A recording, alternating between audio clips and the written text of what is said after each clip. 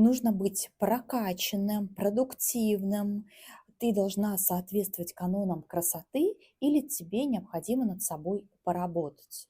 Внешние требования, внешние ориентиры перешли во внутренние требования к себе. В таком случае нередко прокрастинация проявляется в виде перфекционизма, который в действительности имеет защитную функцию от страха осуждения, социального исключения, отвержения.